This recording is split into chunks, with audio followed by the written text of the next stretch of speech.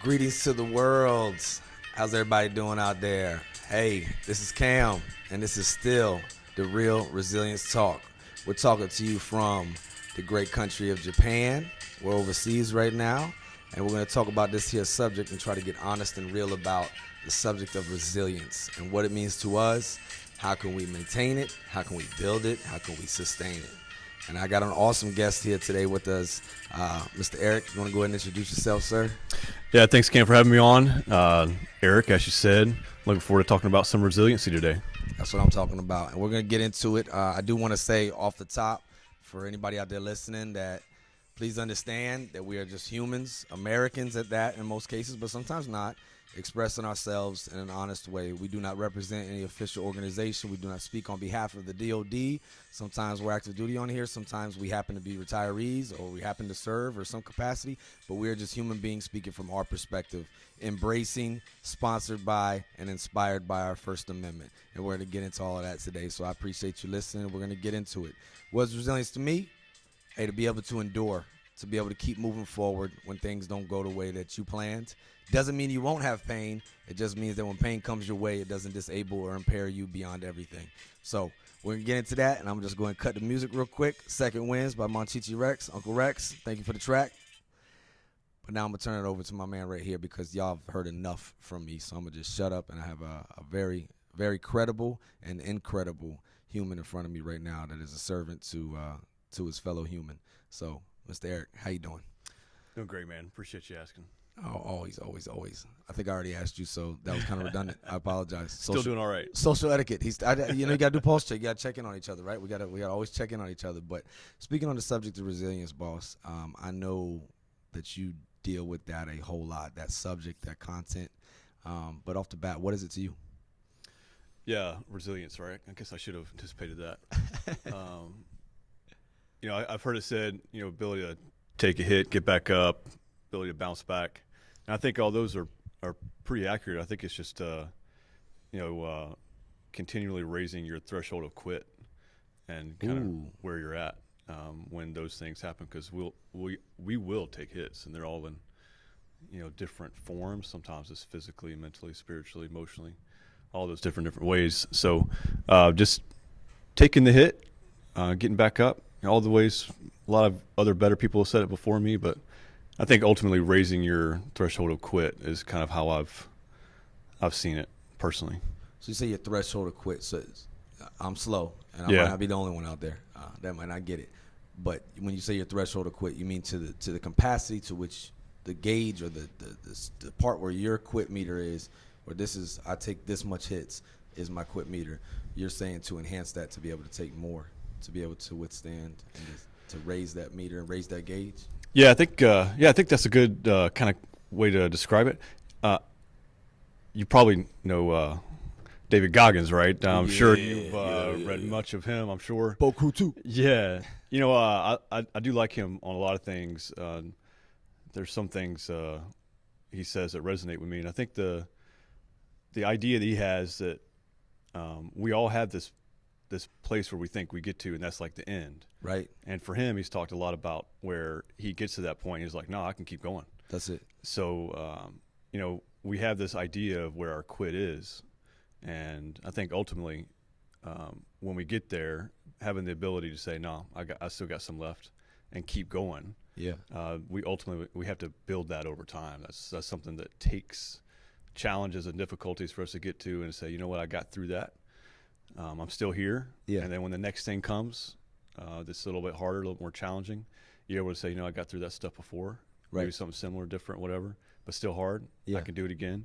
So it's just continually raising that threshold. Yeah. Maybe never getting to the point where quit's an option. I also hear you saying, though, and I love it, and you're talking about Goggins, and one thing, especially, we're older now, we're accomplished men in the sense of what society standards are. But another thing is, do we ever really make it? Have we ever made it? Because you see that often with people who are accomplished, or they reach a certain point.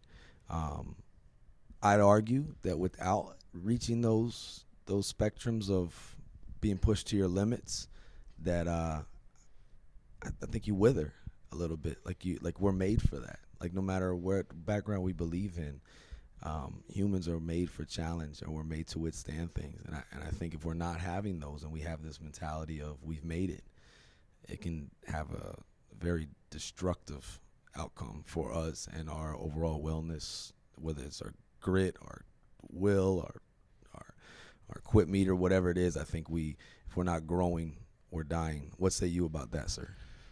Yeah, you said a couple things that. Yeah, I said a whole bunch Yeah, of stuff. So no, I came you're off with good. like one thing, and then I just went on to a whole thing. Sorry about that. No, Y'all know me. I'm gonna. You give me a second here. I'll say a lot of stuff too, because you said some good things in there. Have we ever arrived? Absolutely not. Right. So I'm a man of faith, and so I'm gonna bring that up a couple times here. Please do, because we want to know what works for everybody. Yeah. So to tell my story is to tell the story of how God has worked in my life. That's my story. And so when you talk about we've not arrived, it kind of reminds me, it brings me to a passage in Scripture where the Apostle Paul talks about that, basically he's not arrived. He's talking about he's not made it, spiritually. Right. And so he's always pressing toward the mark. And that mark he talks about pressing toward is to be more Christ-like. Mm-hmm. And so when I think about resiliency and challenge and hardness and toughness in life, my faith also influences that idea too. Paul himself, the same person, he talks about suffering, and in another passage he speaks about suffering and how that is not just a part of life, but that's the part of life that should shape us. And as Christians, as a believer myself, right. It shapes me to be more Christ-like, because Christ himself suffered. And so the servant is not above the master. How am I, as a servant of Jesus, to expect that I should go through a life that escapes suffering if he himself suffered? So when I think of suffering in life, I don't like it. Right. Nobody. Yeah. Yeah. I'm not wishing it on myself or anybody else. They call it a masochist, I think. Yeah. Right. I'm not enjoy it. Like, yeah. Right. I'm not over here looking for opportunities to cry, but the reality is that is what this current life is, and in my perspective, right, is that is what this life is. It is the life of suffering in many ways, and so we've never arrived, but every suffering influences who we are and what we are, and to me that tells me that there's a purpose and meaning in it. And to try to escape suffering, to see suffering as something to be to always get away from, or that it's like the bad thing that nobody should ever have to endure. I agree that it can be hard and bad, but it's also reality. Yeah. And so if we're always looking to get away from it, we'll never see what can be the blessing of suffering sometimes. Yeah. No, that's a good way of putting it. Some people hear and go, what are you talking about? Like, this is a blessing that this occurred to me, right? And no, in the moment of it, it's survive, it's get through it. Plus, it impairs our judgment. It impairs our abilities to cope at the moment because we're in it, right? And don't hear us wrong, folks. And I've cited this article from the APA before. Resilience is not to not have suffering. Yeah. Resilience is to be able to endure it, to be able to cope with it. And as the Commandant has said a few years ago in a mental wellness letter, to be able to move forward without being impaired, right? Like for the long term. And when you say that, it reminds me of two things. One is, we're going to quote him again, Goggins. I've heard him say it many times, to grow we must suffer. Mm-hmm. To grow we must suffer. And he doesn't say you got to like be on the brink of dying or anything like that, but there has to be some friction. And when there's not friction, there's no growth, right? So that's one part of it. So it's necessary, right? And then the other side of it is there's from North Carolina, Fayetteville at that, J. Cole, the rapper, he has a song called Love Yours. And in there he said there's beauty in the struggle. There's ugliness in the success, right? Mm-hmm. And the whole song is like there's always going to be somebody with something better than you. There's always going to be something else. There's always going to be a car that's better. There's always going to be, women or money or houses or all of that kind of stuff, right? But you'll never be happy until you love yours. And that's the whole message of the song, is to love yours. But what stuck out to me, what you said, is that there's beauty in the struggle, right? And then there's ugliness in the success of things, and we've all probably been through that to some degree. But the guy Jason Vale, he wrote a book called The Easy Way to Kick Drinking, and it's a really good book for anybody out who wants to understand substance addiction or abuse or whatever you want to call it, or just the struggle and getting over it, whatever that challenge may be in your life. It may be something else, I don't know, but it's a good book for you to understand, or at least for you if you're going through it to see. But he says in there that we're like plants, and the plants are either growing or they're dying. There's no in between. Yeah. And he says that we're the same way. We just don't see it because we're so highly intellectual, basically. Like, we don't see it, but we're either in a state of growth or in a state of death. Yeah. And it's just one or the other. But to the other point, to bring it around, without that friction, without that suffering, you're not growing. So it's healthy, it's necessary. What do we do when we exercise? What do we do when we study? Yeah, we see that in so many different areas in our life, right? Yeah. That are kind of obvious. You mentioned exercise. That's exactly what I was thinking just before, right? And it's just interesting that we don't have the same mentality towards our physical, mental, emotional, spiritual state. Yes. Is that just as Goggins did say, right? To grow, we must suffer. And, the Stoics say the obstacle is the way. The obstacle is the way. That's right. That's right. And I kind of combine the two. I think suffering is the way. Yes. And in many ways. And that mentality only comes through suffering. Yes. We all suffer. Right. It really comes through not just suffering, but being able to have some type of afterthought of the suffering and look back and say, you know what, I can still see there was good even in that. Yeah. That darkness and pain, and knowing inevitably it's going to happen. Something's going to happen again, right? Big, small, for the world to see, for you to only see, whatever it is. But that it's going to happen. Yes. The challenge is going to come. And if our energy is spent in trying to avoid it or elude it, then it's wasted. So suffering can be something we can grow and learn from if we're willing to. If we're willing to. Yeah. So you got to be open to it. Yeah. And see the beauty in the struggle. Yeah. Or that there's opportunity in the obstacle. That's hard.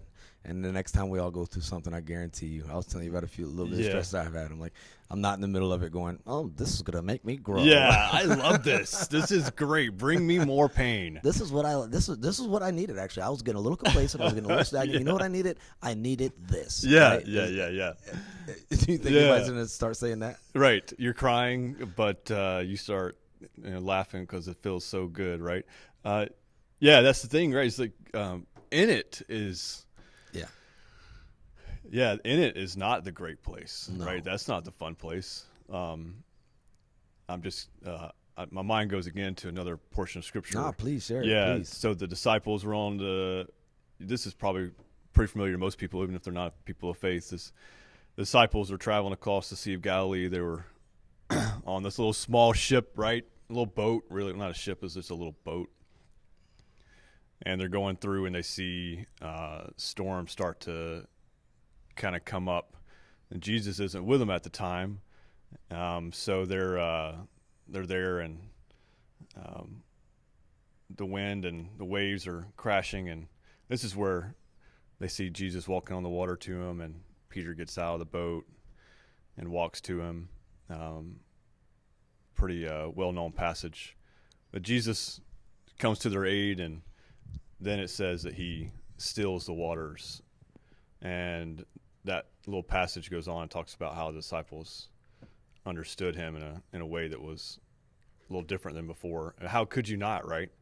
After a near-death experience, right, and then suddenly having the seas calmed and the waves and the water abate and calm down. And I think suffering sometimes is a little bit like that. It's like you don't see what can come out of it many times until afterwards. Yes. But if while we're in the suffering, I hate this. I need to. And if we're always looking for the way of escape and and not trying to process through in the middle of it. When we get out on the other side, we'll have, oh man, I'm so glad I'm over that. I'll never have to do that again.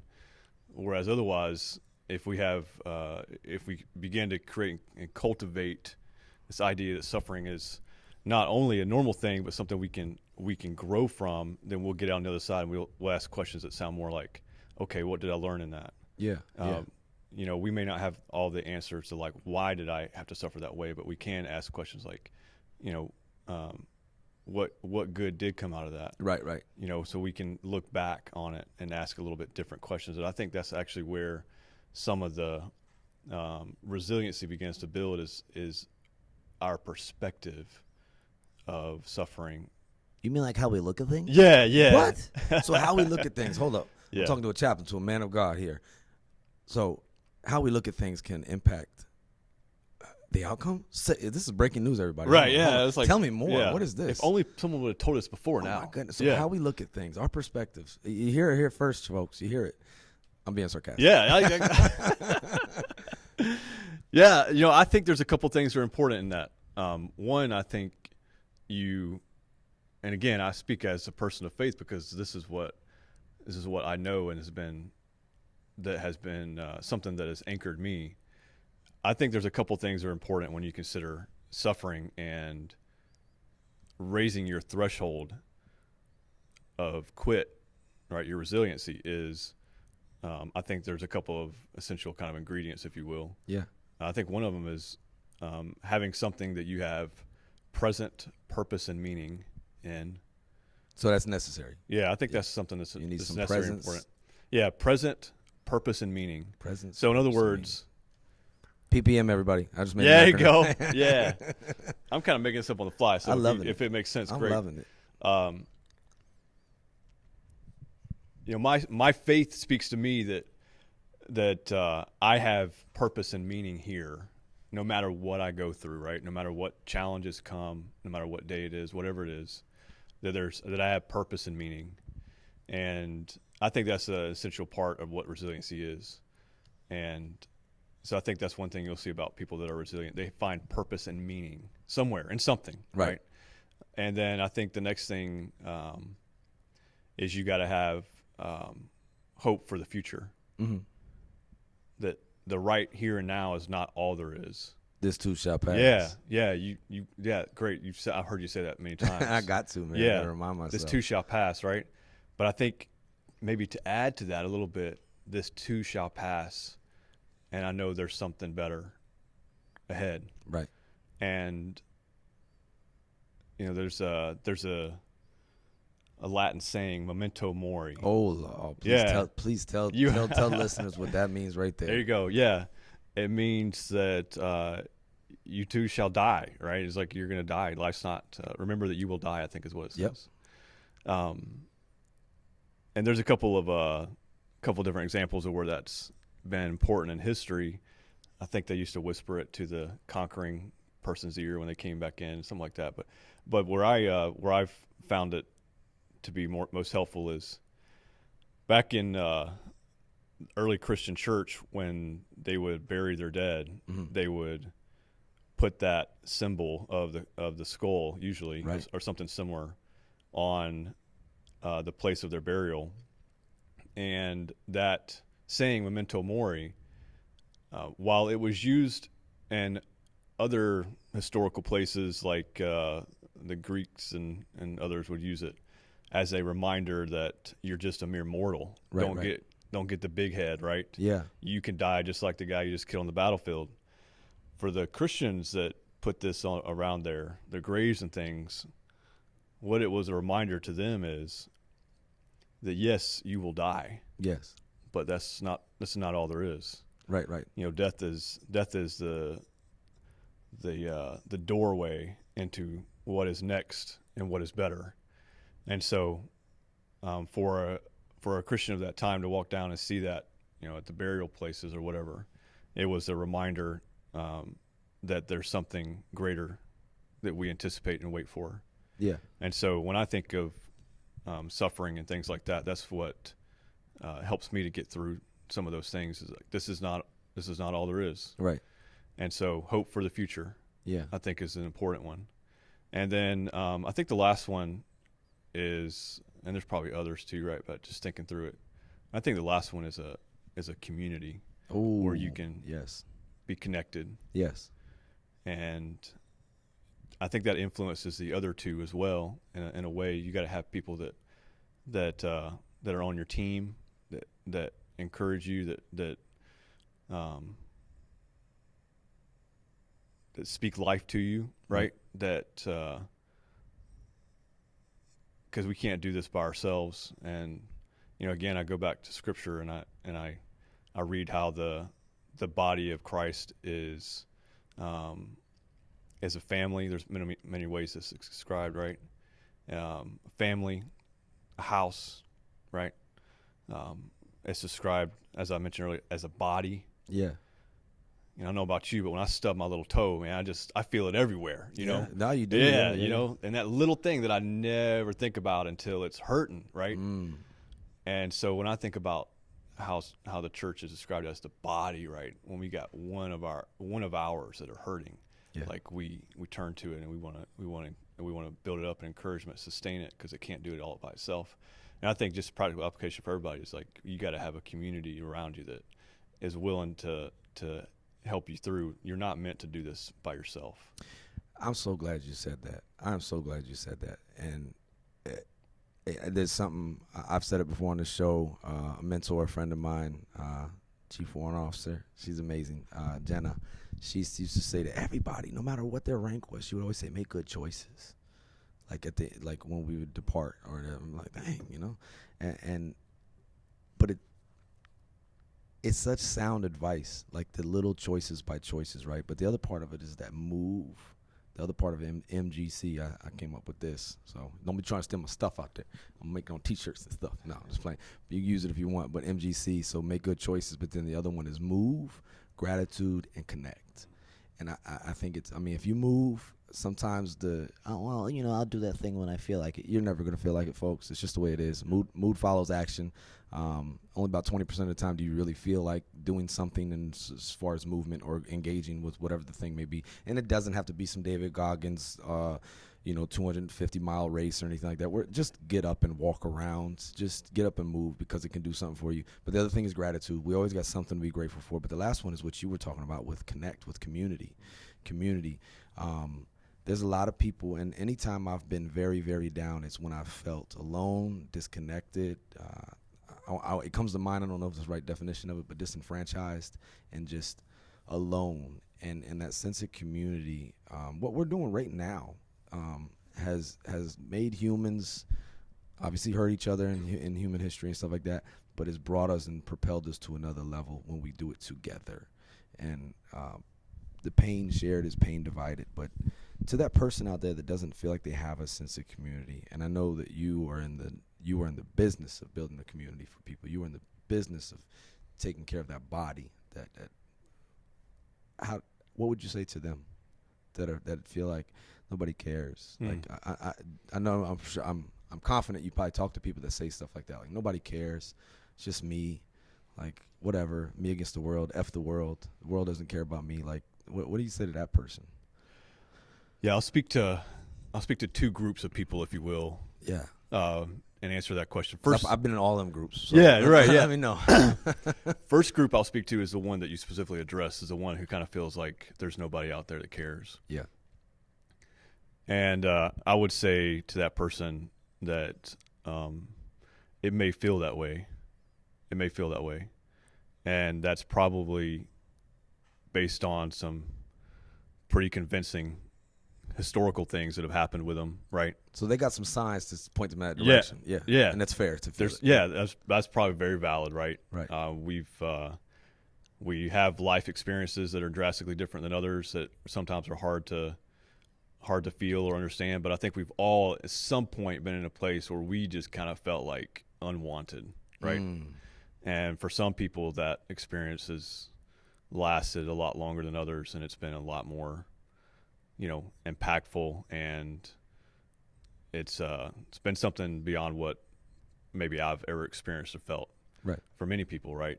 So they may tell themselves that, but what I would say to those people is, your past experiences don't have to be your future experiences. So there can be again a future hope, right? Right. And what I see in some of the pain, right, and the suffering is the ability to redeem that for what's good. And for those who are thinking maybe that they're all alone and out there by themselves, there is someone that loves you. Yep. Right. There's someone who is probably thinking about you at that moment, right now. And sometimes we can see only the darkness. Yeah. We can be overwhelmed by all the bad. Right. And it takes sometimes some really digging deep to find the light, right? But also what I would ask someone is just to look for where is the good and go toward that. And I think sometimes the good is finding some people that will love on you, right? Because there's always someone out there that will. And we can tell ourselves many things. Just because we have a thought doesn't mean that it's a true one. Oh, that's facts. Yeah. And I'm thinking of the Cranberries. In your head, that zombie, like, because it's in your yeah. Head. A lot of times, like, we're on one worst enemies in our yeah. heads. Yeah, we don't. And I'll tell you from my experience, I don't often take my thoughts captive enough. And what I mean by that is, when we come on some like guarded installation or something like that, right? We have to show our badge and things like that, right? And they're taking inventory of, do you belong here? Okay. Right? Are you permitted to enter this premises? We should do the same thing to our thoughts. Ooh, yeah. Man, did y'all hear that? Oh, please break that down, sir. Please, yeah. brother, please. Wow, that's sound right there. I think over time we can kind of build a little bit more tolerance to this, but I think the simple fact is, when we have thoughts that enter our head, we have to kind of pause them and say, hey, do you belong here? Are you, and we can ask ourselves some questions like, are you something that is true? Are you something that's good? Are you honorable? Are you something that's right? And if we begin to hold those thoughts captive and ask those questions, then it may help us sometimes to realize that maybe some of the thoughts we have, they might feel like they're true, but when we begin to analyze them a little closer, I think we can change our perspective a little bit to say, that's not true all the time. Or maybe, that's something that is not something I can prove, right? So right. Maybe it's better that that's not something that I let linger, right? Yes. Let me kick that out, and maybe let me replace it with something that is true. Shout out to the Cranberries again. You said linger, so there you go. Right? Yeah. Hey, we're singing a song, we didn't even know it. In this, I think that's a good that's a good place to start. Is to start taking our thoughts captive, right? Let's. Hey, are these things I should be thinking about? Are they good? Are they true? Are they honorable? Are they right? And that's just a good place to start. So that's the first group I talked to, right? There's somebody out there that does love you. So take your thoughts captive. Are we thinking things that are true and right? Second group I'll talk to in response to that question are the people like you and I, right? And many others that are out there. Man, we see the people sometimes that are kind of on the fringes or are not quite engaged, and I think it's up to us many times to be the loving person that maybe that individual hasn't experienced yet. So you mean like be a light in this world and be kind to others? What? Took the words out of my mouth. I mean, this is breaking news, everybody. Yeah, we got some headliners today. Oh, headliners. Yeah. I mean, no, it validates it so much to hear someone of your status, of your stature, and the good you do in this world to back that up as well. To say to love on others. You never know who might need it at that moment. Yeah.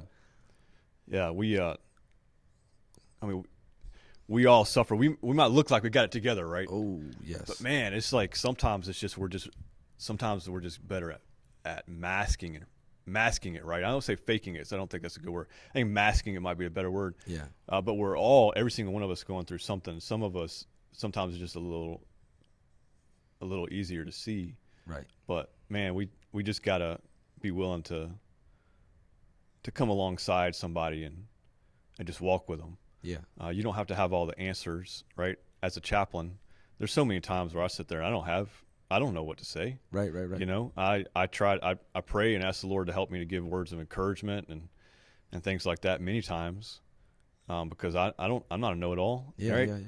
But I think what I've found many times is when I've talked to people that have been hurting, what I've heard many times is that they just want somebody to listen. Yes. Yeah, they just want somebody to be there with them in the midst of the pain that they're in. You don't have to have the answer. I think that's what scares so many people away from helping, is you feel like you have to be the one who fixes. Man, just being there is really the thing I think most people are looking for. I love it that you said it, because recently, last month was May. We're in June now, but it's all the time. But it was Mental Health Awareness Month, and the chaplain of the Marine Corps, Rear Admiral Cash, had released a 1 minute and 34-second long video. I will put it in the show notes. I emphasize 1 minute and 34 seconds because I often send out links to people, and they're like, "I ain't got time to be looking at this." Yeah, like, bro, 1 minute and 34 seconds. You just play it on the back. But he says essentially what you're saying is that you don't have to have all the answers. You don't have to point them in a certain faith or point them in a certain, go to this counseling center or anything. Yeah. Just listen, and just sometimes just be there. And that's where I like this new hashtag that Headquarters Marine Corps has actually put it out. It's pretty good. Be there. Be there. Be there for someone. And more times than not, our peer-to-peer support is always going to be more effective than seeing the professionals. It's what we rely on more. It's that sense of community. It's like it or not, we all we got. I'm not saying those other agencies, they've helped me as well, right? But there's something that I've noticed that you said that was so sound, is that people feel like you have to be an expert to be able to offer help. And since you don't feel like you're an expert, you're like, I don't know what to do. Yeah. I ain't messing with this at all. And that doesn't really help. Yeah. That's obviously counterproductive, because now it might reinforce to the other person. See, told you nobody cared, right? And here's the thing too. I don't think we always realize that when we're in that moment of stress, of duress. Because today's a decent moment for me. It's a beautiful morning outside. We got coffee. We're in AC. Like, this is a frictionless place to be over here talking about friction, right?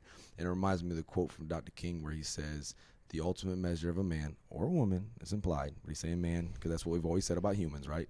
So the ultimate measure of someone is not where they stand at moments of comfort or convenience, but where they stand at times of challenge and controversy. And I think about that in those friction states. Like, okay, this is who you are. This is who you are. But sometimes when you're in those friction states, you're not in your best judgment. Your senses are all alerted up. Like, you can't really see. Yeah. So sometimes it's imperative that if we are in that state, don't be too proud not to ask someone else to help guide you, because maybe you just can't see in that cloud that's in front of you right there, but they have a good view. They're in that frictionless state right now to be like, "Hey, come here, man. Come here, man. Come this way," right? And I say that because we throw around, and I can ask anybody. I've asked multiple groups, right? I was actually in a symposium last week with, like, I don't know how many people were there. People shuffling in and out, but I'll say at least with confidence there was like 40 people present at the very least at this one part. And I said, "What does PTSD stand for?" And the whole room, post-traumatic stress disorder. Like, they just knew it, right? Yeah. I said, "What does PTSG stand for?" 2 doctors, accredited, awesome ladies said. Where my chaplains at? Come on now. The 2 doctors had said it, right? They said post-traumatic stress growth. Yeah. And I emphasize that so much to all the listeners out there, because when you're in that moment, yes, this may build you. This may make you stronger. This may make you more resilient. But sometimes, and I've read on this extensively, and anybody else can go read on it too. I don't have any articles to cite. But if you're able to process things in a healthy manner, that means seeking out help from a chaplain, seeking out help from a doctor, seeking out help. Maybe it's medication. Maybe it's just you need to exercise. Maybe it's prayer. Maybe it's all of those things at the same time, and you're also talking to an MFLAC, right? I don't know. but you got to have a hybrid approach, an omelet approach of wellness is what I Yeah. say, right? Oh yeah, I like that. Let me get an everything omelet, right? Because it might not be Hey, just that the make a tomatoes. good T-shirt. I'm telling you I right like now, that. a wellness omelet.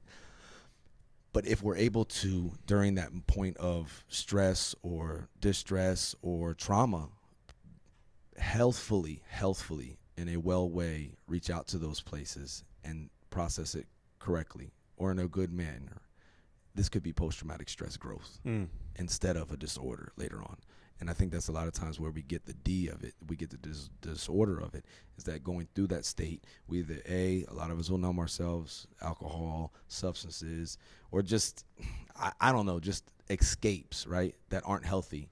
And we don't process it right, so it just stays there, and we don't grow from it. It just becomes over time a disorder within us. I mean, that's just Cam just talking crap, really. But what say you about that?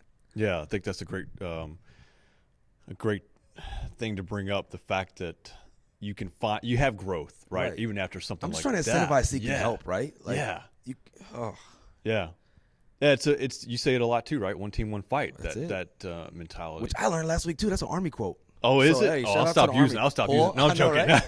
That's the thing. That one team, one fight. And I was like, I've been saying that, but sorry. Yeah, no, you're good.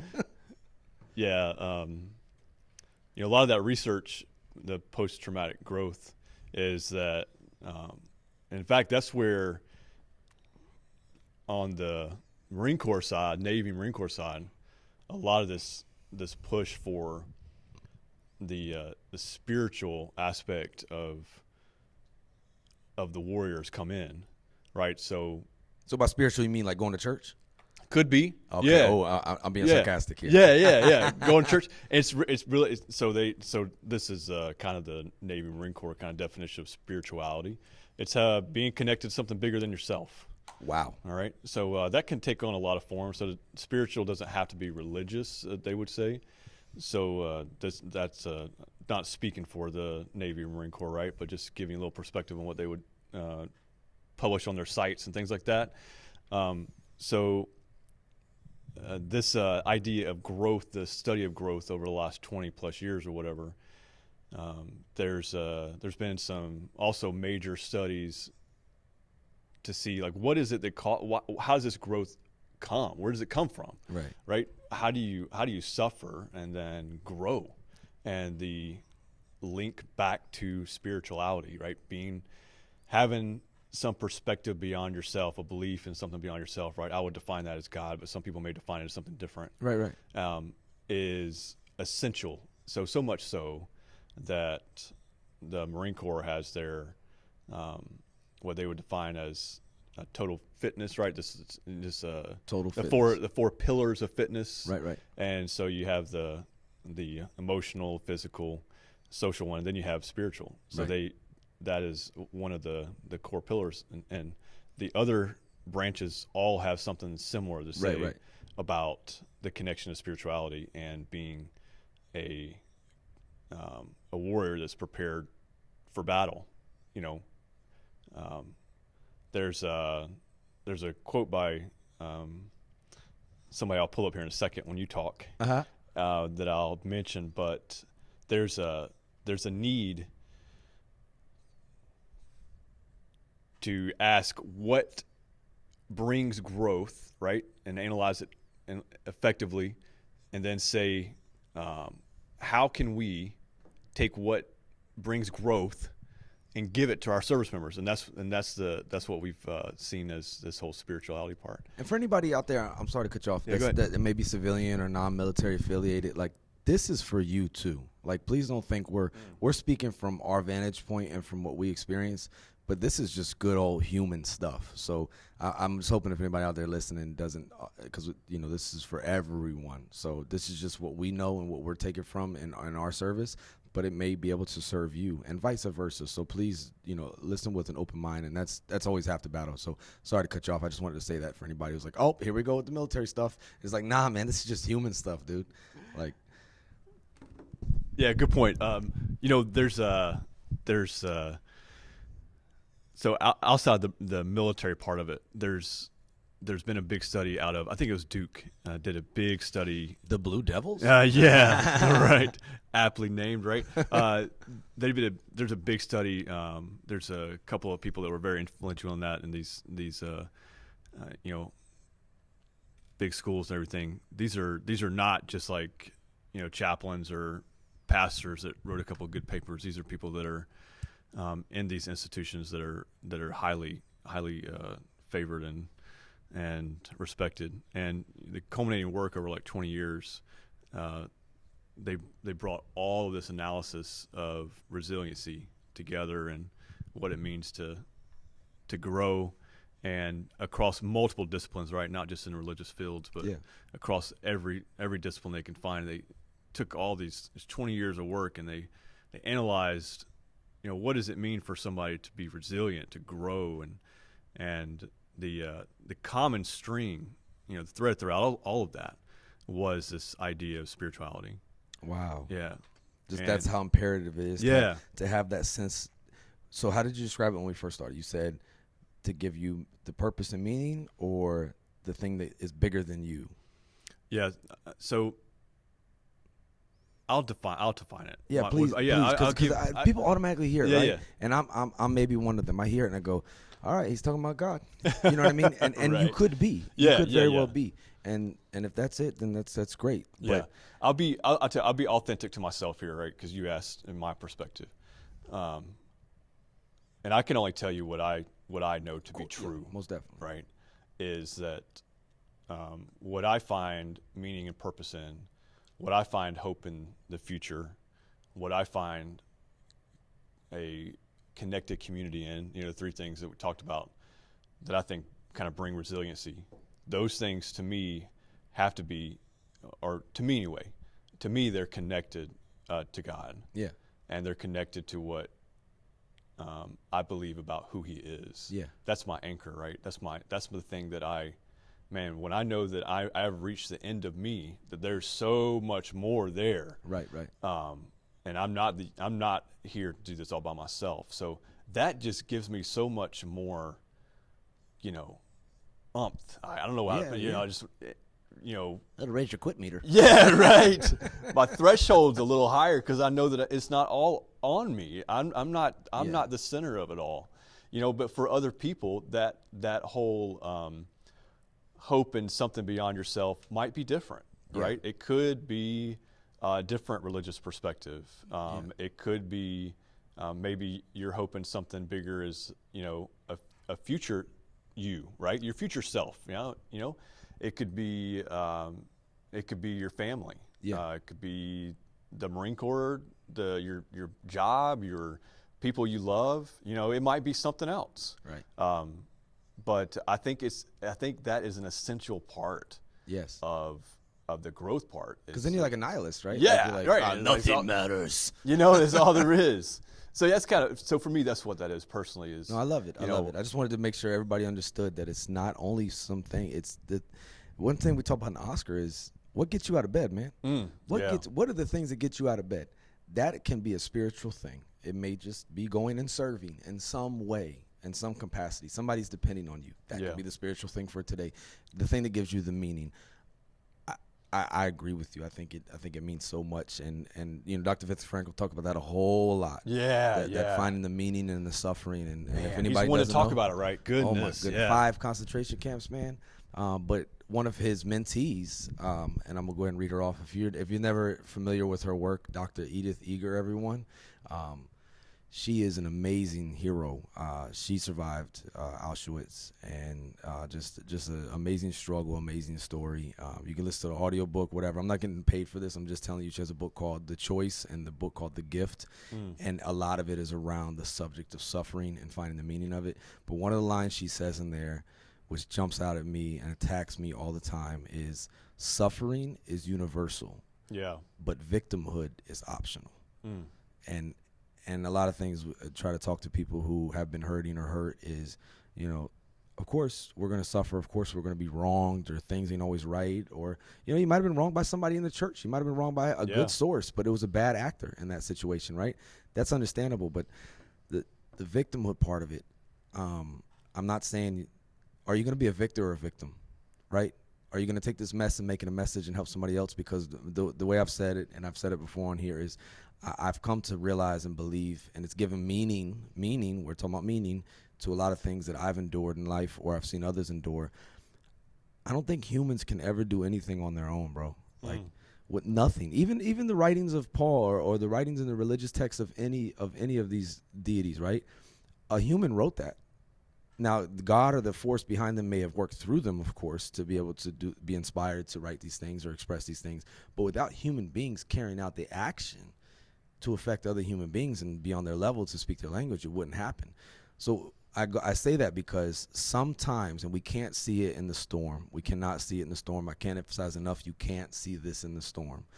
But I have learned over the years that sometimes we go through things, I feel like at this point in my life, if for nothing else, only to be able to be valid enough to share it with someone else, to be able to help them in their time. Because the earth, it's going to turn, the sun, the stars, the oceans, all the animals are going to do what they do. But humans, we are never able, again, your spirituality, your God, whatever it may be a force working through you. But as far as the action that carries out, only humans on this earth do that. And we do that for each other. So maybe you're only going through that thing or that mess right now only to be able to use it as a message to help someone else later on. And it's given me a lot of serenity and peace with some things, to where I'm not a victim, but I want to be a victor and use it as fuel to help someone else. If for nothing, no other reason else. And that was just a moment of clarity, a epiphany that hit me in the last, doing this podcast. I was talking with somebody. I was like, maybe that's the only reason, man. Maybe that's the only reason, because you're always trying to find what's the silver lining in this. What was the purpose? What was the? Maybe it's just to be able to take it as a lesson learned and be valid and share it with somebody else. Maybe, I don't know, but it can't be for nothing. I don't believe in that. I don't believe it can't be for nothing. Yeah, just suffering in and of itself, just to suffer. That's no. What do you say about that? I mean, am I speaking crazy now? Am I speaking in tongues? Right. You actually set me up perfectly. Did I? Yeah, we didn't even plan this. This is called chemistry. Yeah, right, it is chemistry right here. This is John Stockton, Carl Malone right here. I'll be Stockton with a little shorts. He'll be Carl Malone. You mind if I read a verse from Scripture? Please. Hey, y'all listen. Listen to this man speak. This is from the Christian Scriptures, 2 Corinthians chapter 1. And if you didn't catch it, I'll give it to Cam. He can put it somewhere if he'd like. But I'm just going to read a few verses here, and this is the Apostle Paul again, and he's writing to the Corinthians, a church he started. So he's reaching out to people he knows, and got a new startup. Yeah, right. He's just checking in on them, and so this is the first chapter. So he's just like kind of a intro, as you would probably do to a letter you might write, long emails, right, kind of butter them up a little bit. That's right. Sandwich. Yeah, yeah. So he starts off. So 2 Corinthians chapter 1, verse 8, he says, "We do not want you to be unaware, brothers and sisters, of the affliction we experienced in Asia." So this is all the conflict he had as a result of his faith and the things he was doing there that was so contrary to culture, So he says, "For we were so utterly burdened beyond our strength that we despaired of life itself. Indeed, we felt that we had received the sentence of death." In other words, we thought that we were surely going to die as a result of what we were doing. We have this phrase thrown around, like, God won't give you more than you can handle. I hate that phrase. Yeah, because this is not what Paul's saying. Paul's saying, man, I had so much going on, I thought I was going to die. I couldn't handle it. It was so. He says, we were utterly burdened beyond our strength. And man, I don't know if you've been there before. But I know some people probably listening have been, or maybe they are. Or they will be. Yeah. Burden beyond our strength. Man, that's a good way sometimes to describe the... Burden beyond our strength. I got to write that down. Yeah. And he says, I despair for life itself. But he says this. He says, in verse 9, he says, we felt like we were going to die. But then he says this. He said, but that was to make us rely not on ourselves, but on God. And, to me, in my struggles sometimes, you talked about finding meaning and purpose in it. I think that's one of them. It's a good reminder. I can't do this by myself. I need something beyond me, right? My answer to that is God. Someone, it may be different, but I just realize it's beyond me.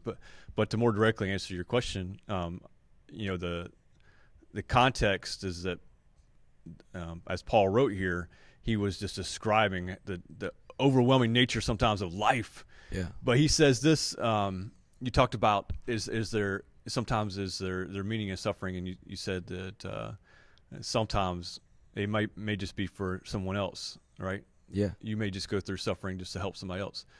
So this is where you set me up, all right? So Paul talks about his suffering, but he says in verse 3, blessed be the God and Father of our Lord, the Father of mercies and the God of all comfort, who comforts us in our affliction, so that we may be able to comfort those who are in any affliction with the comfort with which we ourselves were comforted by God. So that we may be able to comfort. Yeah. He says God comforts us in our affliction so that we may be able to comfort those who are in any affliction. Wow. Yeah. So that, what you said really resonated with me. Yeah. Is that we may not have all the answers of why things happen to us in our life. There's questions that we won't have answered in this life. And, man, some people go through some really, really hard stuff. For sure. And it's sometimes easy for me to talk about just don't quit, get back up, when I haven't experienced some of the tragedy that other people have experienced. Yeah. But something beyond my words and what I hold to be true, the words of Scripture, is that sometimes our, we don't have the why, but to just further underline what you said is that there is always something we can bring good in our suffering, and sometimes it is to encourage others who suffer as well. And it doesn't always have to be the exact same way. Right. Because your suffering, what you face and go through, and the pain and the challenge you face, you can identify with someone else who is going through something and be able to say, not, hey, I've been there, you'll get, not all those things, right? You'll get through it, it'll be all right. That's not the thing, right? But you can have empathy to just know that you just need to sit with them, right, in their pain. Hashtag be there. Yeah. And so that comfort part is just being able to be with people in their pain, and to see it and to recognize it and to know, hey, I need to help this person. Right. And you can't do that unless you have suffered yourself. Yeah. Hey, y'all heard it. I mean, there's a lot of people with good intentions, but they may not have the valid experience and story that you do. So it's going to take you to be there for someone, if for nothing else. Like, that might be the reason, and that helps because, I mean, Simon Sinek or whatever, modern times, we always want to know, what's the why? Why? Start with the why. Well, right there, that could be a why as to where the next thing you go through is, just to be able to share it, right? And in the meantime, I mean, I think about Epictetus. We talk about Stoicism. An ancient slave, everyone. A slave was owned, was tortured, and then a freed man who became a very big, influential people in his society. And obviously, I'm still talking about him now, thousands of years later. Yeah. But one thing he said is that, what ought one to say as each hardship comes? I was practicing for this. I was training for this. So, bringing it full circle back to the Goggins part, I've heard him say sometimes, he goes, I don't like running. I'm like, there's no way this dude doesn't at least enjoy it a little bit, right? And come on, I think he likes it a little bit, but I get the point of what he's trying to drive home. He doesn't like it, and that's how he grows. Yeah. And I'm similar in that thought that I'm not the smartest man, so me just be like, go that way is very simple, right? It's not too complex. It's not like, well, you have to do 3 sets, so there's sets multiple 15, and you just run that way, go that way, right? Whatever the simple thing is. But he says he's not training for that race or for that, trophy or completion certificate or whatever. He says he's training for when he gets that phone call in the middle of the night that his mother passed away. And I'm like, man, like, And even though you're like, well, how can you equate running and these things to losing a loved one? Yeah. Is Yeah. And he says that our mind is like a muscle, and it callous your mind like we callous our hands. And I think that prepares us for those times like Paul was talking about right there in the Corinthians. Yeah. If you don't go through something, Seneca, ancient Stoic philosopher, worked with Nero. Wow, that dude was crazy, right? Maybe it'd been crazier if Seneca wasn't there. So before you bash Seneca, just think about that. You never know, right? But he said a gem cannot be polished without friction, and nor can a man or a woman or anyone be made strong without friction. So it's like necessary. And they even talk about I think he says somewhere in there, like, basically pity, and you pity the person who has never been able to see what they're made of. Not only are you not made stronger, but you weren't even able to see what kind of, metal you had. What did you have inside you? So that's where I think there's beauty in the struggle, or there can be beauty in the strength built from the struggles. But we live in a very comfortable time compared to what that man was writing right there, talking about Epictetus, talking about all these humans, our ancestors, the blood that runs through our veins, all of us, no matter what we look like, we're made up from survivors. So we live in a pretty comfortable time. Is that got anything to do, you think, with where we're at right now and why things hit so hard? Like, because we are in such a comfortable time, right? Like, compared to those ladies and gentlemen of those times where it was like, dude, we just need to eat today. You know what I mean? Yeah, like, yeah. And I'm not saying we need to go join the wild and live as our ancestors did, but that day-to-day struggle prepared them for other struggles. Whereas us today, there's a lot of challenges that are unlike any in human history. But are they making us weaker or stronger sometimes? And I'm not one of those people that want to say technology is ruining us. I don't want to sound like that, right? Because the first person that made a book, the dude was like, no, if it's not on lambskin and in your daddy's closet, it's bad, right? Yeah. Or the train, they said that was like, et cetera, et cetera. Don't hear me wrong here, but I do think we live in a very comfortable time to where there isn't so much that there was then. So when the things do come up, it's like devastating. And that's not to call anybody out there who's devastated right now that you're weak or soft. I'm not saying that. Don't hear me wrong. I'm just saying in comparison, and comparison is the thief of joy, but in looking back to appreciate and reflect on what our humans before us have been through and where we are now, and the connection of going through things to build stronger, there's something there. I don't know what to call it right now, but does it make sense what I'm saying? Like the things I'm kind of throwing out there. It's pretty much like Tourette's at this point. Of me just saying words, making noises with my face. It's like, okay, just say it. Yeah. But yeah, I'll just shut up. So if I hear you, you're saying do some of the comforts that we experience today take away from our ability to suffer well? Is that the Essentially, yes. Yeah.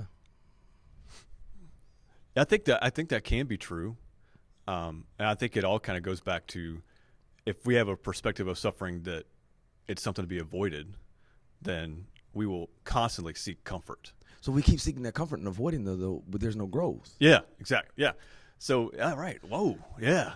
Yeah. If we see suffering as the enemy to always be avoided, then and the only other perspective we could have is that of I want to be comfortable. Yeah. I need comfort is the way, right? If that is our mantra, comfort is the way, then anything that's not comfortable will seem like suffering. So, for instance, right,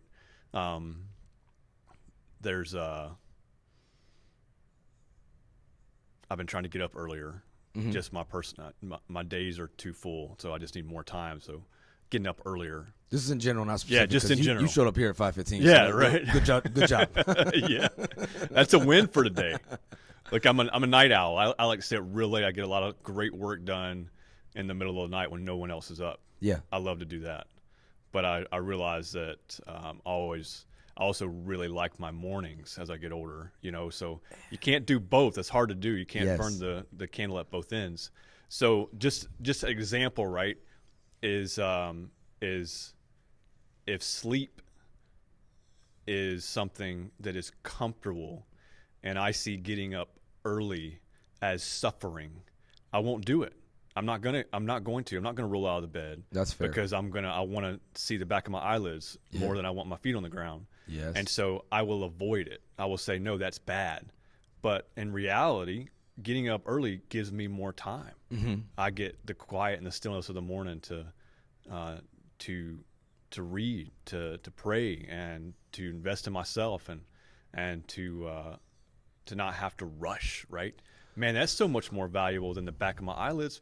But I won't know that unless I do it, right? So I got to do it. So you talk about the comforts and things, and maybe there's some things in our current era that have distracted us from suffering. But I think there's throughout all of human history that there's been the desire in us to choose what is comfortable over what is best for us. I don't mean to say that suffering is best for you, but there are definitely times when things of comfort are not what's best for us. Yes. Yeah. So I think comfort can be a distraction if comfort becomes our goal, we will see suffering as the enemy to be avoided. I couldn't agree more. And I say it to kind of set up and emphasize to anyone out there listening how imperative it is. And I talk with I talk with the people I work with, my Marines, my friends, myself, that it's imperative that we seek out challenges. It doesn't have to be trauma. It doesn't have to be, you're not a masochist or anything like that. It could be running to the top of a mountain to see the castle at 5:30 in the morning. It could very well be that. Doing things that make you uncomfortable but bring a reward at the end of it are very imperative. I'm not the smartest person, so exercise is one of the quickest ways, but it could be studying something. And I don't care who you are, how much you hate school. I don't care who you are, right? I joined the military. I joined service. Let me say service, right? Because that's what we actually do. It's not military, it's service, right? Old people used to always say service, right? Now we just say military. No, it's service. We're in the service. It's an action verb. It's a noun too, but we're in service. So in serving at 17, and I had an 8th grade education with a GED. And then eventually later on, through my wife mentoring me and a few other mentors of mine, shout out Mark, you know who you are, I started doing some college. And anybody who does school, you can't stand it, the papers and all that kind of stuff. But there is a sense of accomplishment, like a little you don't ever just get done writing a paper and go, fall out and go to sleep, right? It's usually like, I did that, yeah. Let me go and proofread. I want somebody to read this, yeah. Like, you know what? Let me tell you about this paper I just wrote. You know what I mean? But you didn't even want to. You hated it, But I'm saying it as an example of other things. But I do think in our overall comfortable state of being humans right now, living longer than ever before, just the way we don't even have to leave our house. That's never been a thing in human history. Like, you don't have to leave your house to live. You can do that. You can work at it. You can DoorDash now. I seen the Hulu commercial. You can DoorDash stuff to your house now, stuff in the convenience store, whatever. Et cetera, et cetera. We're in such a comfortable state that it's imperative, if never before, to seek out things that will make you grow, that will make you uncomfortable to be able to grow. Because if not, I feel like we'll get too comfortable, and through comfort we'll get complacent, and then when we get complacent, well, now we're a target and we're withering away, or we're doing what I said earlier, what Jason Vale said: if we're not growing, we're dying. And I just don't think we're made for that, man. As human beings, I think we're not to suffer in a negative, horrible way, but we're made to endure. We're made to, and sometimes I've learned over the years that if I don't have those challenges, if I get to besides to rest, because rest is necessary, I fall off hard. Like, I just fall off and I start doing something stupid. It's just the way I'm wired. But that's me, and everybody's got to get to know themselves. But I just think it's very important that we have challenges, especially today. Yeah, and they could be little ones, right? Yeah, just that getting up early, man. That's a challenge that you said, I don't want to do this. It's uncomfortable, but you did it. Maybe it's make it, like they said, Aaron McCraven, make your bed. Make your bed, yeah. Yeah, clean your house, Jordan Peterson. Keep going, right? Polish your mind, in the sense of what David Goggins says. Go serve others. Like, I think there's so much. I think the last episode I did, it's probably sound like a recruiting commercial, because I was like, I was trying to talk to a young person like me out there, and I was like, man, just join the service. Like, don't care what branch, don't care what you do. Go firefight. Go volunteer at Goodwill. Go work at, if there's a soup kitchen or an outreach shelter where you're at or something. Like, go coach youth sports. Go do something, because in doing that, it'll give you a sense of purpose, and you can garner that community, that meaning, that purpose. And you obviously got to be present for it. So we hitting your PPM right there, right? But to not go internal, to go external. Yeah. Is imperative, I feel like. But we're all at the same time, we're sitting there going, but I just want to be happy. I just want to be successful. Yeah, it can't happen on its own, Yeah, I think it's important to define people mean by that. How do you define happiness and success? If those things are simply defined by what we get, right? Self. Yeah. Man, me. there's a lot of emptiness in that. And I think what you just said is so good because, man, so you said a couple things. I think to kind of sum it up in my mind, accumulate some wins, some simple wins. Simple wins. Yeah, just accumulate. If you feel right now overwhelmed, if you're like, man, this world is just hard, and it very well could be, and it's true, this world is hard. Yeah. But I just encourage anybody just to give to somebody else. Yeah. Give some of your time, some of your energy, a little bit. Seek to do a good thing today. Yeah. One good thing, right? And then it could be an encouraging word. It could be calling your friend you haven't talked to in a while and say, hey, man, I've been thinking about you. What's going on? That's so true. It could just be, and that could be a little win in itself, right? I encourage somebody today. That should make us feel good, right? Yeah. It could be something you're talking about. Get involved in some youth sports, right? Volunteer somewhere. Help somebody else out. Yes. Be a light and a help, even in the midst of your pain and darkness, right? It could be such medicine. Man. Yeah, it is a medicine to the bones, right? It is. It's good. I think there's so much truth in that, and sometimes we do need to rest, but the point of rest is to recover, right? So that we can get back at it. And get back at it. And that's so, right. That's what we're here for, to yeah, live. Yeah, that's an action live. verb, man. Yeah, there you go. It's an action verb. Yeah. I'm don't hear me wrong. I'm not saying be a masochist or anything like that, but there's so much good to be done in this world. And I actually heard Oprah Winfrey talk on this. She was on the commencement speak recently. Have your opinion about Oprah, but she says some good things from time to time, and she's done some good in this world. But she said that she went down the list of all of our common problems right now, and she's like to all these young people at this commencement speech, pick one to go fix. Pick one to make your passion. Yeah. Like she went down the line on just so much of our issues right now today. And we can all sit here and probably all point them out. All the many problems and corruptions and da-da-da. Well, go be a light to that. Go be a light to that. But again, Viktor Frankl, remember this, folks. What is to give light must endure burning. And when I heard that, man, when I read that he said that, wow. And we want to be a light in this world, and you want to shine, and you want to help. And I'm going to let this little light of mine and all that, right? But just remember, whether it's the candle, the filament, and a light bulb, whatever, what is to give light has to endure burning. So some of us who essentially burn in ways and suffer, well, you could be a brighter light in some ways. And maybe that's going to prepare you to be a consistent light for others because you know where they're coming from. And that's relatable. And that's what sometimes people need. It's just, like you said, just go out there today and just do that random acts of kindness. It make you feel so good. It really does. And if it doesn't, you probably need to go talk to somebody. I'm just, I'm serious. I really want you to please go talk to your chaplain, go talk to a doctor, go talk to somebody. If doing nice things for other people does not feel good for you, please recognize that and go address it. But I guarantee it doesn't. Yeah. If you're listening.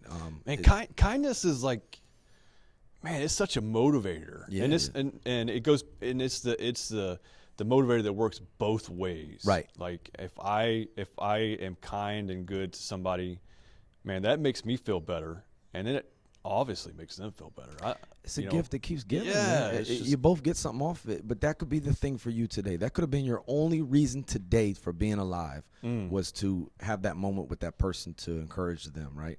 And again, I don't think humans can do anything on our own. So I just, at the very least, but I say all these things because we're talking about resilience, and we're talking about people being made stronger. All the things we just said make you stronger and make you being able to cope with things and endure things. And like you said earlier, perspective. It's like if somebody said that you were the worst human being ever in an email and you never saw the email or never were told about it, it happened. But does it have any effect on you?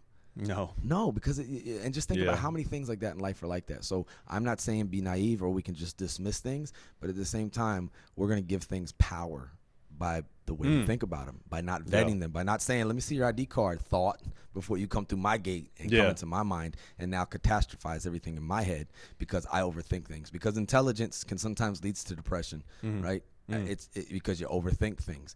But sometimes simplify it and just kind of just keep moving on, man. Like Sam Cooke said, keep moving on. That's sometimes all we can do is just keep moving on. And again, suffering it's inevitable. It's going to happen to all of us. but I think there's a difference between being a victor and being a victim. Yeah.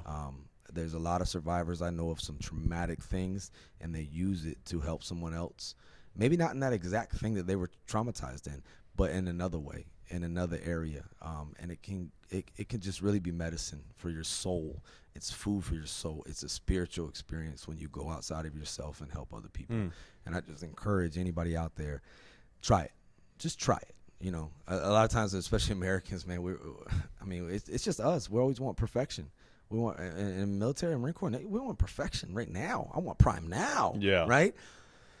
That's not how life works. Some of the best some of the best food is slow cooked. You know what I'm saying? The best workout results don't come off of like a 3-week crash diet that you can't maintain. It's that consistency, right? So I say that because it takes time. It's going to take time to know yourself, to know what works, but to just sit around and be like, it's not perfect. Just try it. Just try it.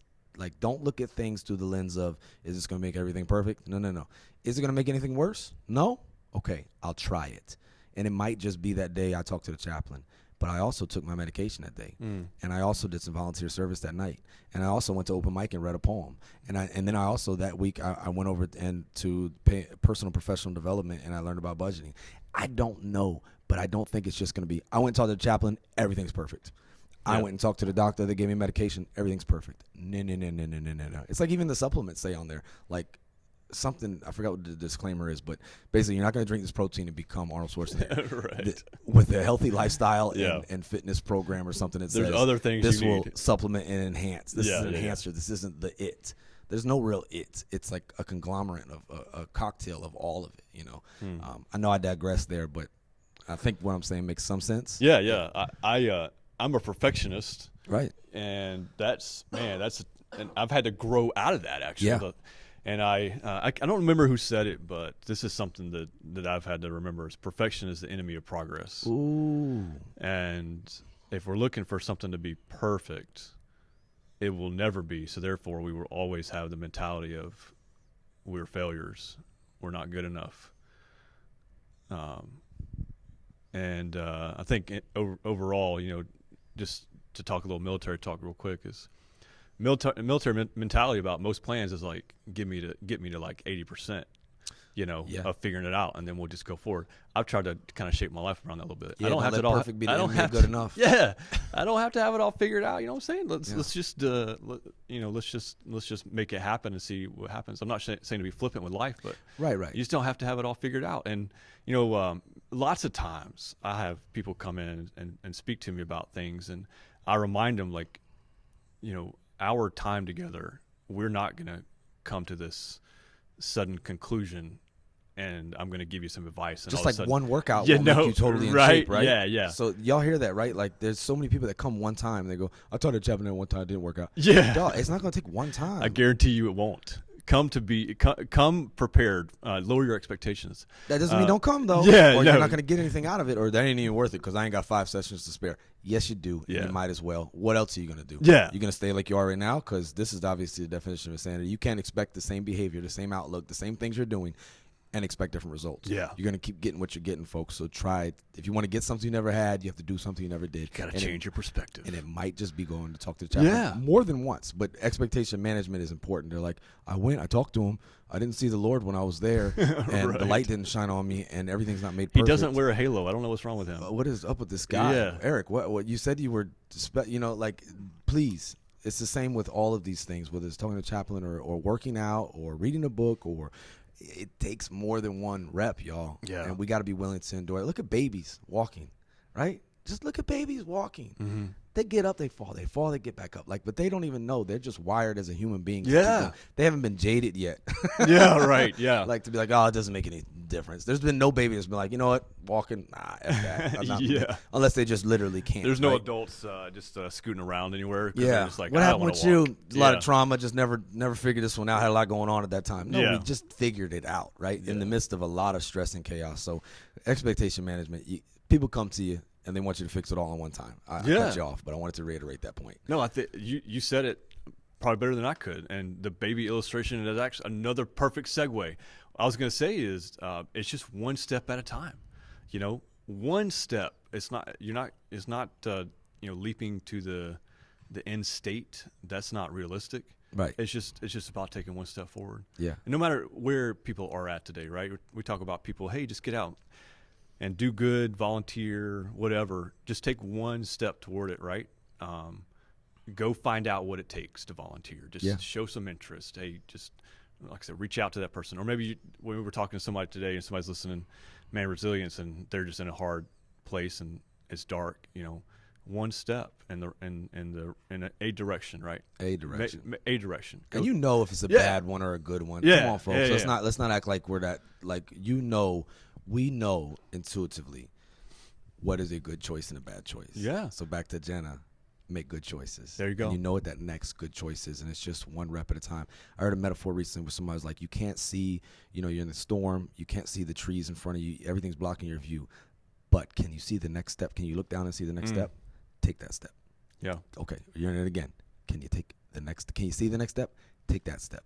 And sometimes that's all it is. And then over a while, it all adds up, right? Yeah. Like it does brick by brick. Talking about stoics and all that kind of stuff. Jocko Willink, retired Navy SEAL, Mustang, what's up? Mustang officer said, Rome wasn't built overnight. We've heard that since the beginning of our childhood. Rome wasn't built overnight. I got it. You know what he said, though?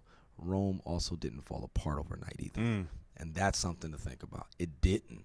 It did not fall apart overnight. It was a brick by brick decay, right? Yeah. Just as much as it was built up brick by brick, it was tore down brick by brick. It took hundreds of years to build up and hundreds of years to tear down. It wasn't just overnight. So think about that in the next choice that you make. What is your personal next step? Is this going to bring you closer to the person and the things you want in life? Really the person you want to be, self-actualize, be the best version of yourself, or is it not? Take that step, and then the next one, and then the next one. And I'm serious. It sounds so trivial, and you're like, this is so corny. It's like Tetris every day. It all adds up, man. Yeah. I think sometimes we view the resources out there, whatever they might be, right? It could be the official ones or the unofficial, whatever. We kind of look at them as maybe with the same perspective we do like a self-help book, right? So we have it's incredible, right? You go to the library today or whatever, like tons of self-help books. Let me just tell you, and there's some good ones out there, right? But I think some of the perspective when we read self-help book, this is gonna if I read this book, and then I will do the things. I will just reading the book will help me to all of a sudden I'll just be the person that this book says to be. Oof. Man, I'll tell you, like, there's some stuff you might be disappointed, huh? Yeah, right. I put off reading some of Goggins stuff for a while because I'm like, I don't know, man. He talks about once taking. it's in my head, I'm convicted. Yeah, right. He's talking about taking cold showers and getting up early and running lots of them. I don't know about that. So, it's just the same thing. If you read a self-help book and all of a sudden, just because you read it, you think all of a sudden you're going to internalize and just be that all of a sudden, right? Like it's just going to happen. There's disappointment in that, right? Because there's a lot of ownership that we have to take over. True. Whenever we come across that type of stuff that we hear. This podcast is the same way. Like we talk about it, but we got to live it. Got to live it. Yeah. Talk is cheap. Actions speak. Yeah. When we seek out resources, help, whatever it might be, that's somebody speaking life into us, speaking help, encouragement, all those things. But there's a part of us, right, where no matter where we're at, we have to choose to take the step. Yes. And we want to be the person who comes alongside and helps or whatever, but there's an ownership piece in that within us that we have to choose. It's on you. Yeah. It's on you. And that trauma and those people who hurt you, listen to me. Those people have won enough. They have taken enough away from you. Don't let them take this next step away from you. Don't let them keep winning. If their whole intent was to see you suffer and to see your life be ruined forever, you are letting them win again and again, and you're still allowing them to take away from you. So don't do that. Let's be a victor. Let's not be one of their victims. Let's stand up and make the next right step. They have taken away enough from us, because I know out there, listeners, there's somebody that's really, really hurt right now and is like, just tore up. And I might not understand exactly what your experience was, and I'm not going to take that away from you in any way. But is the way and means you're living your life, how you've been living it, is it bringing you to a place of peace and serenity, or is it bringing you to a place of destruction and pain? And only you can answer that. And I say this a lot, that it's on you. You just said ownership, extreme ownership. It's on you. Now, when I say it's on you, that doesn't mean you're alone in your struggle. But ultimately, folks, let's be honest, it's on you. It's on free will. Free will. Yeah. It's a double-edged sword, right? So please hear what Eric's saying here, that it's on you. You have to make that next choice. But if there's anything in there, somebody's out there like, they did this and they did that, they did this. Well, don't let them do this too. I'm just saying. Yeah. Yeah. Bitterness is a prison that we lock ourselves in, but Amen. Yet we hold the key. Oh, Lord.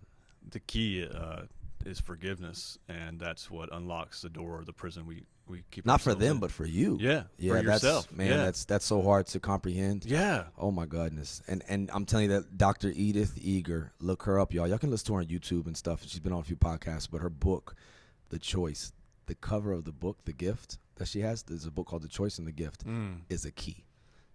A key. Yeah. What do you think she's symbolizing there? Yeah. You just said it. Yeah, that's good. To be a prison, have your own concentration camp in your own head. And she survived Auschwitz and had her whole family murdered. Wow. Like, you talk about, I had a bad day, right? Like, and I'm not saying compare, but also to reflect and say, wow, and to appreciate that struggle.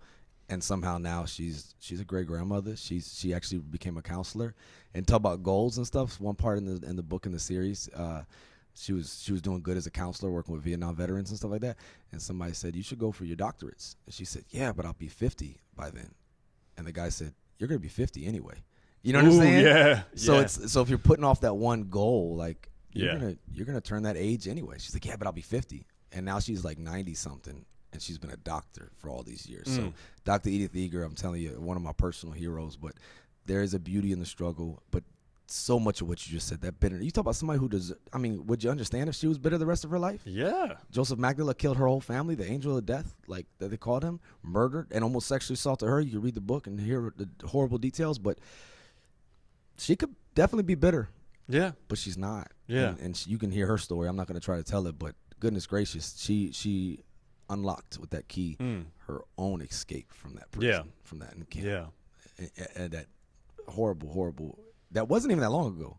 So we can't get complacent, folks. That was like 2 people ago, right? Like, that wasn't even 100 years ago that stuff went down. So something to think about and to appreciate and have gratitude for what we may have in front of us right now, because that struggle. Corey ten Boom is Corey ten Boom. Yeah. How you spell that? CORYTEN. It's okay, because Google will tell me that I mean. So boom. Yeah. BOOM. Yeah. Put me on the spot. I got to remember how to spell it now. I don't spell or do math in public. That's right. Here we are, though. Yeah. We're growing. This was a struggle. We just grew a little bit. Yeah. Right. She also went through the suffering of the Holocaust as well. Lord. And she has some great books out there. But one thing she talks about is, she's a Christian, and she was speaking at a church after the war was over. She was speaking on forgiveness, and she kind of told her testimony, her story, and this is in her words. She talks about how at the end of the service, a man comes forward, and she said, as the man was probably 15 feet away from her, walking toward her, she recognized him. Wow. He was one of the guards. Get out of here, man. At the prison where she suffered. Wow. And she said when she saw him, she just relived a lot of that emotion. And she stood between the decision of feeling the way that probably she was very entitled to feel, like most people would probably agree. Anger, all the other emotions surely that would follow, right? And then she was reminded, but you just spoke on forgiveness. And she said the Lord kind of reminded her that forgiveness is not just something you talk about. It's something, as we already mentioned in many other things we talked about today is something you got to do, right? It's not a gift you give someone else. It's often a gift you give yourself. Wow. And so she, as he closed the gap between her, she decided that she was going to show forgiveness. That's amazing. And that's what she told him when he came up to her. And he had shared with her how he had changed. And that came from, a work of the Lord in him. And, that's just her testimony, her perspective of something that was, in anybody's categorization, have been traumatic, right? Right. But she talked about how freeing forgiveness was for her, because she could have easily held on to all those emotions and feelings, but forgiveness was the key to escape all that. Wow. And for him, right, because she talked to him, but for her, right? Yeah. And so, we digress a little bit, but I think when we talk about suffering, we can't disconnect the fact that people have done us wrong. For sure. And a lot of our suffering comes from,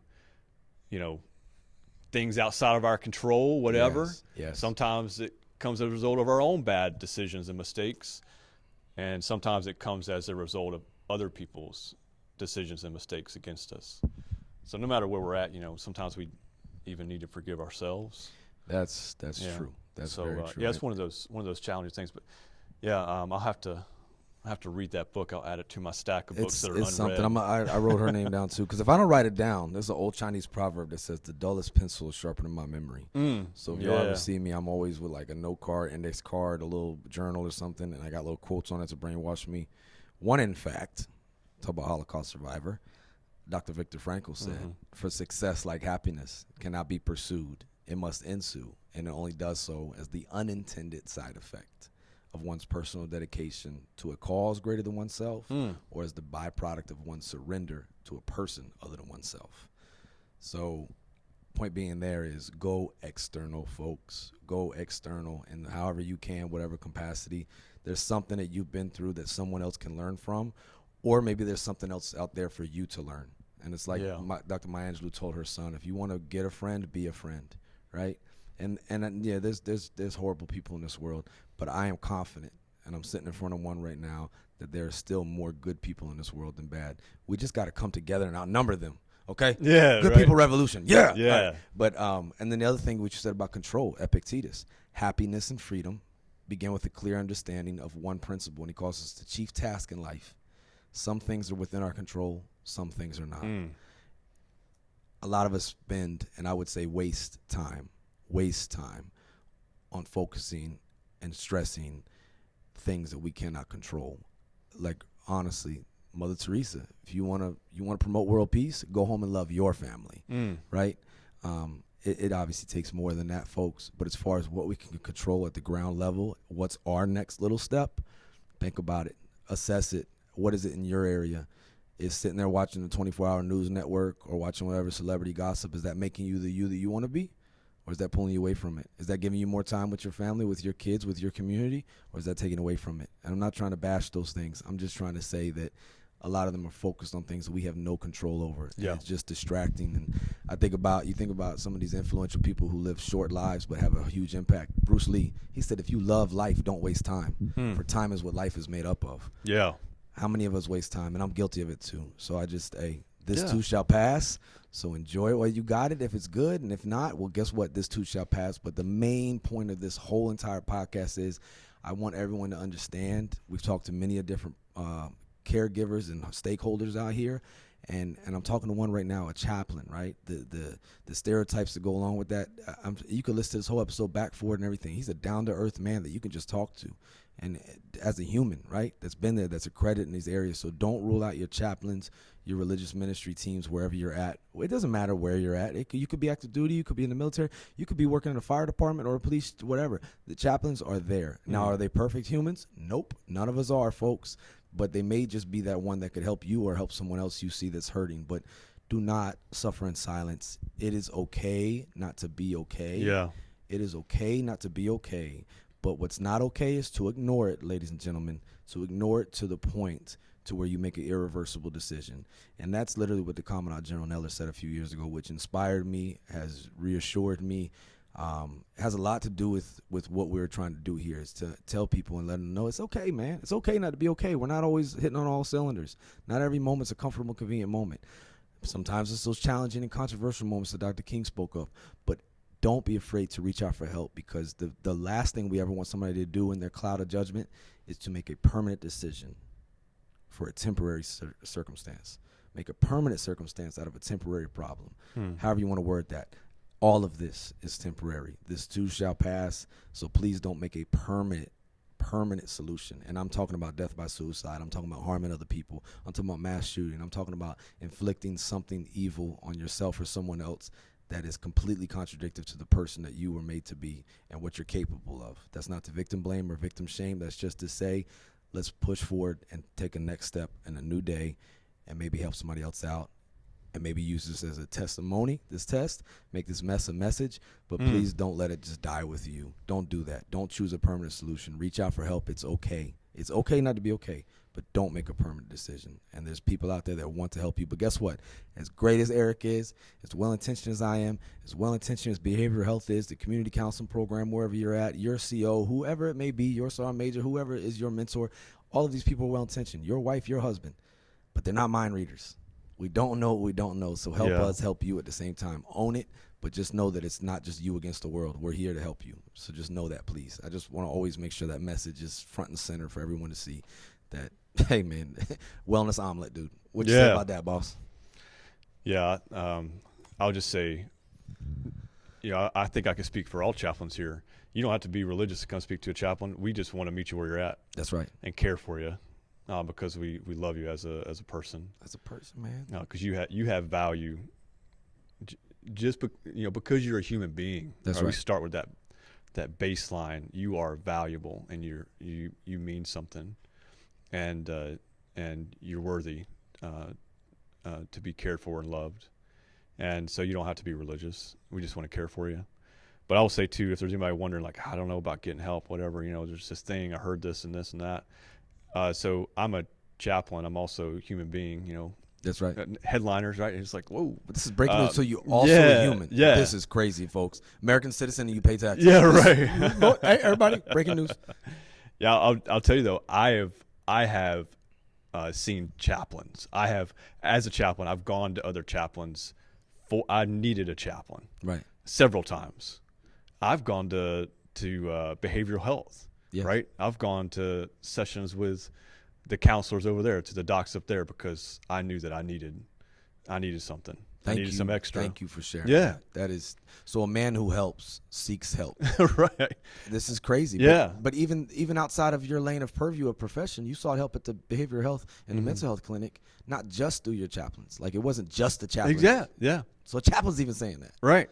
And it's just because life is hard, know, and I don't have all the answers, and I had to learn that about myself. It's just like I need help. Yeah. And I know some things, but collectively, everyone else knows so much more than me. Amen. And real. I'm just like, go to the people who can help me. And I just say that to anybody who's wondering where you should go is like, get help, man. Start with your roommate.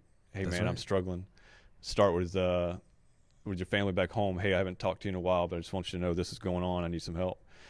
Start with you people around you that, wherever. Just start somewhere. Yeah. Take the step. Right. Trust. Now. Today. Give someone the benefit of the doubt that they want to help and care for you. No matter what your past experience is. There's a reason when we drive in the car that our rearview mirror is so much smaller than the windshield. Oh, you're not supposed to keep your eyes looking back. That's right. Momentarily, yeah, we can remember where things we've come from, but the view ahead should be the focus. Yeah. And so, don't define your future by your past. Redefine it, actually. Yeah. And there's people that want to help, and so no matter where you're at, no matter who you are, everyone is in need of help in some way, shape, or form at some time. So give the people around you the benefit of the doubt.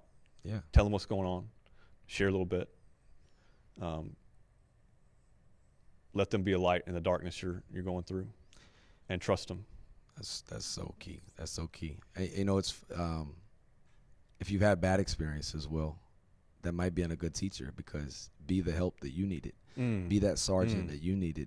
Be that corporal. Be that sergeant major. Be that captain. Be that lieutenant. Be that father. Be that husband. Be that mother. Be that friend. Be that sister. Be that brother that you needed. Yeah. Be that to someone else. Be the person that you needed. Because you might oh, wow, I definitely know what that means. You know what I mean? I know you have an idea. You might have been shown by example. You might have been shown how never, ever to be, right? I don't know what that means for you. That's on all of us to find out. But start owning it, folks. Don't be a victim. Be a victor. Suffering it's unavoidable, but victimhood is optional. And if you've been a victim so far, okay, all right, cool. Chop it up, learn from it. Now you have a testimony in that, and you go and you share it and you help somebody else. But like he said, start where you're at now. Start with your roommate. And because this is the fact of the matter, folks, as human beings, wherever you're at, whatever pocket of society you're in, like it or not, we are all we got. Like, we are all we got. And I'll give you some homework. You can go look up the concept of sympatheia. The ancient Greeks and Romans had it. But basically, we're all connected. We're all interwoven. And everything we do or don't do affects each other. So, like, we're here anyway, right? Like, we might as well have a good attitude about it. We might as well make the best of it, because I've done the other way, dwelling and sulking, and this sucks, everything's stupid, they're stupid, nothing matters. Like, that hurt. I almost didn't make it through that, you know what I mean? So I'm just saying, man, count your blessings, move, gratitude, connect to people, but be the person that you needed, man. And for any leaders out there, to quote General Neller one more time, I'm always quoting him, lead like you want to be led. Lead like you want to be led. And what is a leader? I'd say anyone who is affecting a person or a situation. So therefore, I said rank has nothing to do with it. Be the leader that you always needed, and whatever that means. Really appreciate y'all. I appreciate you, Eric, for your time today. We actually got to go to work now. So yeah. Is there anything in closing you'd like to say to anyone out there who may be listening, man? Yeah, first of all, I appreciate you asking me to come on. Thank you for being here. I do appreciate it. It's so good to get your perspective and to share it. Yeah, it's an honor to be asked. I would just say, no matter where you are today, you're on the side of a place where you're kind of going through the suffering, or you're on a place where you come through it, and maybe you're just listening today, looking for just a little extra help for whatever. Just no matter where you're at today, I just want to encourage people to know that there is something beyond this. Yes. There's more than just this here. And I'm reminded again of the Latin phrase memento mori, is, remember we shall die. No matter, and just how does that speak to you today? I hope that encourages you, actually. Yes. It's like we have this life to live.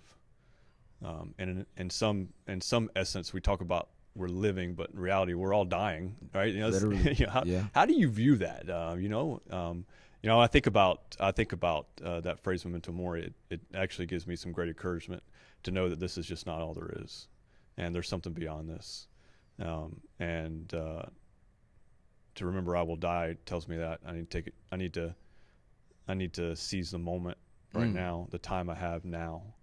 And so no matter where you are today, I just encourage you to look for something beyond yourself, some meaning and purpose. I find that in God, something that gives you a future hope, and then find a place of community where you can feel belonging and that you can encourage others around you. Because you do matter. You do matter. Everybody matters. Like, hey, we're not all special, okay? So, right, we are all important, though. Yeah. I think our problem is some of us think we're a little too special sometimes. Nobody's special, right? We're all important, though, and we need to take care of each other and just lead like you want to be led. Take care of those around you, and hey, I'll go ahead and exploit it more, or endorse it more. # be there, be there for each other, be there. And sometimes, like Rear Admiral Cash said, and what you've heard Eric say today, and me myself, sometimes being there is not having all the answers, but just literally being there for somebody and just listen. And you don't have to say it's all gonna be okay, or you don't have to say I know exactly what you're saying. Sometimes people, that'll push them away. Man, just love on people, man. We're here anyway. Might as well. Yeah. Again, man, I appreciate your time, dude. I really do. Thank you. All right, thank you for what you do every day. Like, it's an uphill battle, this whole thing, but hey. One team, one fight. One team, one fight. That's what it is. I want to thank you all for listening. Thank you for tuning into us. I'll say again, we are sponsored by nobody, but we are inspired. and protected by the First Amendment. So that's what we support and defend, and that's why we're using it here. But I just want to tell everybody out there, man, good or bad, bro, ma'am, sir, this too shall pass. This too shall pass. Thank you for listening. This has been Real Resilience Talk, episode 12 with Eric.